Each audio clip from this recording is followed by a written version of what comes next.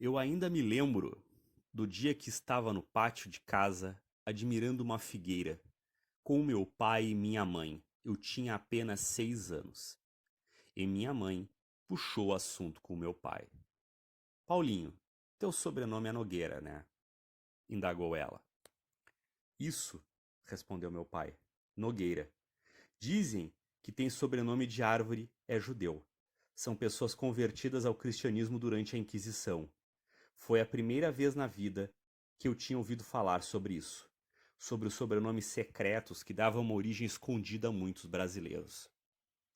Durante a expansão da internet, apareciam muitas daquelas listas contendo todos os sobrenomes brasileiros: Silva, Santos, Oliveira, Pereira, Alves, entre outros, praticamente contendo todos os sobrenomes brasileiros, dizendo que quem tem esse sobrenome tem ascendência ou descendência judaica. O problema dessa narrativa é que faz do Brasil um país basicamente formado por judeus, já que estes são os sobrenomes mais comuns do país. Dos anos 2000 para cá, aumentou muito a procura pelo judaísmo no Brasil, seja pela popularização da Cabala, pela Madonna, seja pelo cantor Matiziarro. Haviam muitas pessoas procurando o judaísmo. E essas ordens esotéricas tentam justificar tudo com cabala. Até na Umbanda tem cabala hoje em dia. Eu participava de comunidades, na época do Orkut, da Rosa Cruz. Há membros da Rosa Cruz Orkut. E sempre tinha os dois fráteres, acho que o Peter e o Frater Aleph, se passando por judeu, falando de judaísmo de cabala autêntica e agredindo muita gente, usando o judaísmo como subterfúgio para o seu comportamento inadequado. Acho que o lance deles era mais causar antissemitismo, só pode. Alegavam eles que eram judeus. Nenhum dos dois de fato era. Depois de ter contato com a comunidade judaica de verdade, a gente percebe que uns 60% dos judeus de internet e de rede social não são judeus porra nenhuma. São tudo um 71. A comunidade é pequena e esse tipo de salafrário só consegue se passar por judeu online, porque na vida real a história é bem diferente. Depois ainda tem os evangélicos, que começaram a inserir menorá a Arca da Aliança em suas liturgias, bem como os chales de oração e as estrelas de Davi. Surgiram as sinagogas messiânicas, que não são nada mais nada menos do que evangélicos que adotaram as liturgias judaicas em seus costumes diários. Bom, a primeira vez que eu consegui entrar em uma sinagoga foi uma sinagoga messiânica. Valeu a experiência. Qualquer coisa é melhor do que nada. Muita gente nem isso consegue.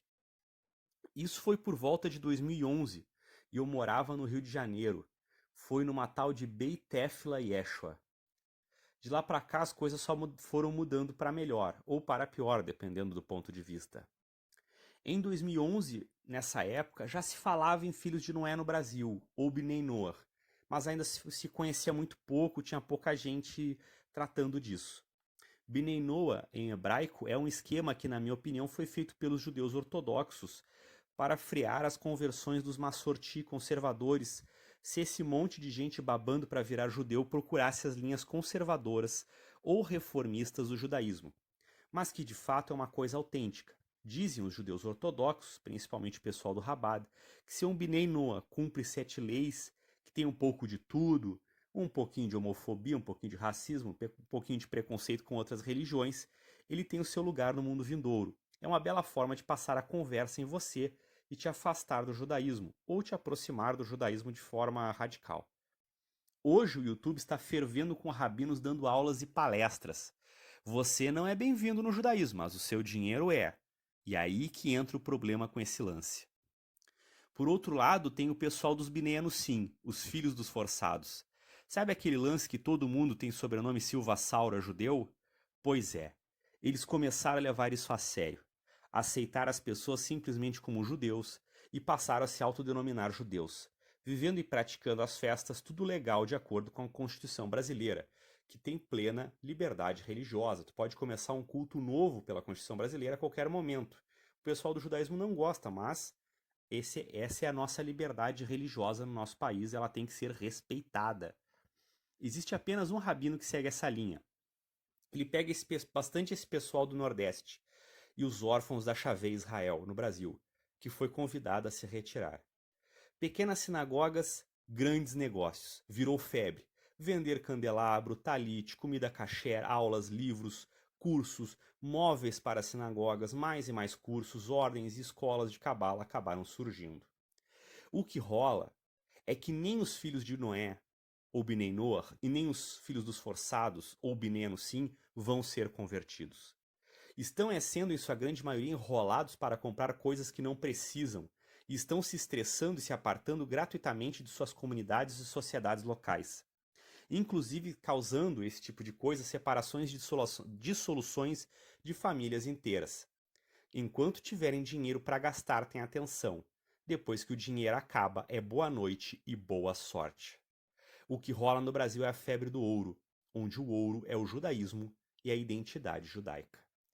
Vou te explicar dando um exemplo singelo. Lá vai o Davi Cordeiro de Oliveira, 22 anos. Ele é pardo, pobre e feio. E sem nenhuma origem nobre, o racismo estrutural do país o faz ter a autoestima de uma barata. A ausência de árvore genealógica o deixa perdido em relação ao seu passado. Passa ele na livraria e vê um livro. Os seus sobrenomes em uma estrela de Davi. Ele se interessa, compra o livro e começa a ler ele. E cai no conto do vigário. Ele agora é um perdido membro do nobre povo escolhido da Judéia. Ele é descendente das 12 tribos, vivendo injustamente no Brasil. E sua falta de sorte provém de que não pratica sua milenar religião. Pronto, o otário está feito. Vai procurar a religião, o rabino, a comunidade, vai se submeter a qualquer tratamento humilhante para ter qualquer aceitação ou atenção, por parte das pessoas que o veem apenas como um pobre idiota ou como um intruso. Depois de anos, talvez décadas, ele cairá em si. Perceberá que perdeu tempo, que ganhou conhecimento, que aprendeu tudo sobre uma religião nova, mas que botou tempo e dinheiro fora, que poderiam ter sido aproveitados para uma outra coisa qualquer.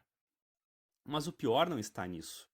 Muitos utilizam essas pessoas como apenas o bom e velho curral eleitoral para os seus candidatos, sejam eles evangélicos judaizantes, sejam eles judeus ou sejam eles apenas sionistas, se valendo de um conceito de comunidade e unidade que não existem de fato no judaísmo, onde a comunidade é pequena, extremamente pequena e plural. Entendam, amigos, não tem como se passar por judeu no Brasil. As comunidades são muito pequenas e muito fechadas. Todo mundo é primo ou parente de todo mundo. E pelo sobrenome judaico, que não é Silva, nem Santos, nem Oliveira, nem Cordeiro, nem Nogueira, se sabe quem é judeu. Inclusive os sobrenomes portugueses judeus são muito diferentes do que você imagina. São tão raros que é muito difícil alguém se passar ou conhecer um deles. Quantas pessoas com sobrenome Castiel ou Menda você viu por aí? Quantos Salama ou Rabeno, ou ainda Solomon, ou ainda Benjoia, ou Teva, ou Magriço? Sim, esses são sobrenomes verdadeiramente judaicos portugueses, como também o Abravanel, que é o mais conhecido. E nenhum deles aparece nesta lista patife de internet, sabe por quê? Porque são verdadeiras famílias judaicas. O judaísmo não é modinha, é um povo, é uma religião. Muitos de vocês só vão passar na frente da sinagoga, nunca vão entrar. Judeus e macumbeiros têm muito em comum, sabe?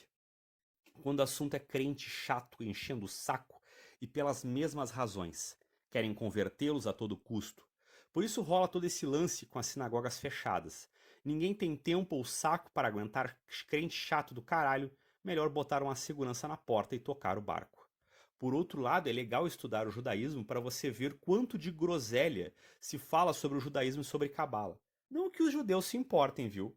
Eles estão pouco cagando sobre o que você pensa ou deixa de pensar sobre eles. Ou se você vai comprar gato por lebre, cada um com seus problemas. Aí você se revolta, se emputece com toda essa palhaçada e é taxado de antissemita, de mentiroso, de inimigo do povo judeu no primeiro desabafo que você faz. Eu não tenho nada contra você se converter ao judaísmo, tá? Estou há 10 anos nessa caminhada.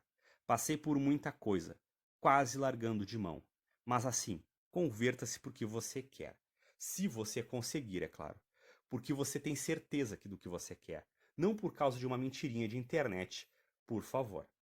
Seja no rabino playboy da Cabala, no rabino bolsonarista do Herbalife, no rabino esquerdista dos pobres nordestinos, no rabino barbudo do Brooklyn, no rabino contrastante gente boa, ou em qualquer rabino moré de YouTube, não seja trouxa, não seja fanático, não saia de um buraco para cair em outro, de idolização e idiotização de si.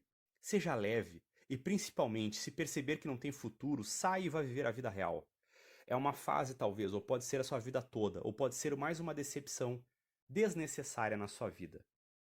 Pense bem, não seja otário.